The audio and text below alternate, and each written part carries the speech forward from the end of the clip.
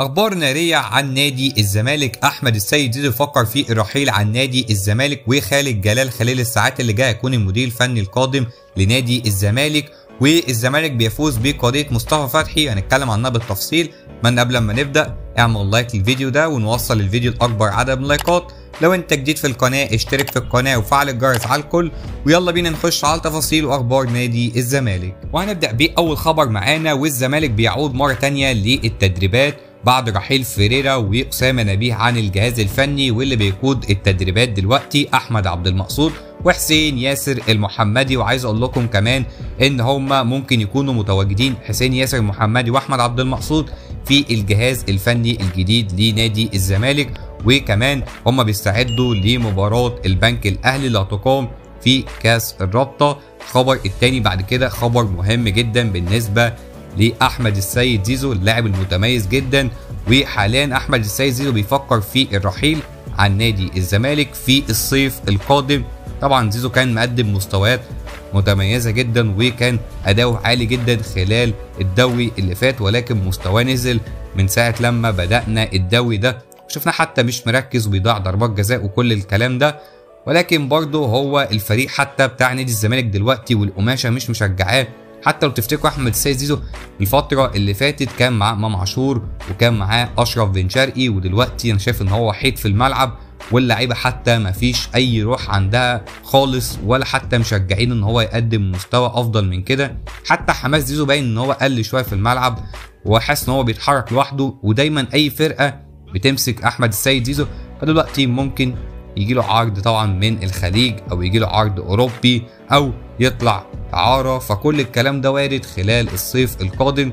وانا شايف بصراحه ان احمد السيد زيزو عمل معانا بصراحه كذا سنه متميزه جدا وكان دايما مستواه ثابت، ولكن دلوقتي الزمالك حرفيا واقع بدنيا، وحتى الفريق مفيش اي روح ولا حماس حتى عند اللعيبه انها تقدم مستوى افضل من كده. والخبر الثاني بعد كده، ورئيس الزمالك المؤقت سليمان وهدان قال تصريح غريب جدا وما يطلعش من رئيس نادي اصلا، وقال بعد كده ان الزمالك بعيد عن منافسه الدوري وحاليا ممكن ينافس على كاس الرابطه. ده مش تصريح يطلع من رئيس نادي اصلا، ومعرفش ازاي اصلا الناس ما ردتش عليه الجمهور والكلام ده كله، ولكن ده تصريح سخيف جدا. المفروض حتى ما تحبطش اللعيبه، لان احنا لسه مكملين في منافسه الدوري. حتى لو احنا مش هناخد الدوري لازم تدي اللعيبه دفعه ان هي تاخد على الاقل مركز تاني علشان نعرف نروح السنه الجايه افريقيا، وده المطلوب وده اللعيبه المفروض تركز عليه خلال الفتره اللي جايه. ولكن نعمل ايه بقى، لك الله يا زمالك. واكد بعد كده رئيس الزمالك سليمان وهدان ان هيكون في مدير فني ابناء نادي الزمالك وهيكون وطني والمرشح بقوه، وهو خالد جلال اللي هو كان ماسك البنك الاهلي ومسك الزمالك وحقق معاه نتائج كويسه جدا واخد معاه كاس مصر. وانا شايف بصراحه ان هو الانسب والافضل في الوقت الحالي. في كلام على الكابتن مؤمن سليمان وفي كلام على الكابتن طارق مصطفى، ولكن كل الكلام ده انا شايف ان هو هيكون بعيد.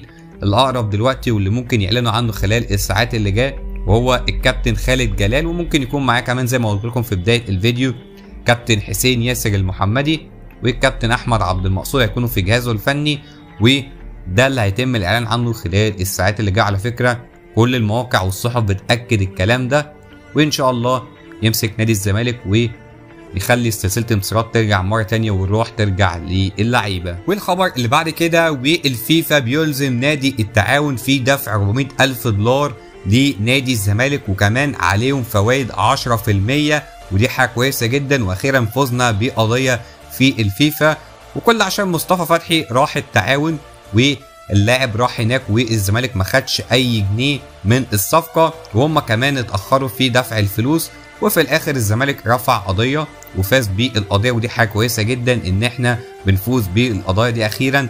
دايما كنا احنا اللي بنخسر القضايا بترفع عن قضايا بس، لكن المره دي احنا اللي فزنا بالقضيه، وهم مطالبين دلوقتي ان هم يسددوا 400,000 دولار، وكل لما يتاخروا الفايده هتزيد 10%، ودي حاجه كويسه جدا. احنا طبعا محتاجين فلوس خلال الفتره اللي جايه علشان ندي مستحقات للعيبه، وفي نفس الوقت برضو لو عايزين نتعاقد مع مدير فني اجنبي خلال الفتره المقبله، فدي كلها حاجه كويسه جدا. وعلى فكره مصطفى فتحي ده اناني جدا، لان احنا كنا السنه اللي فاتت محتاجينه وهو فضل ان هو يسيب الفريق رغم ان هو كان ممكن يجدد مع نادي الزمالك واحنا اللي نستفيد بيه، ولكن دلوقتي اهو موجود في بيراميدز وبيلعب كمان، ولكن احنا الحمد لله هنرجع اقوى من الاول، وان شاء الله الزمالك يرجع للطريق الصحيح ويرجع كمان لسلسله انتصارات، وان شاء الله الزمالك يكون شكله افضل خلال الفتره المقبله.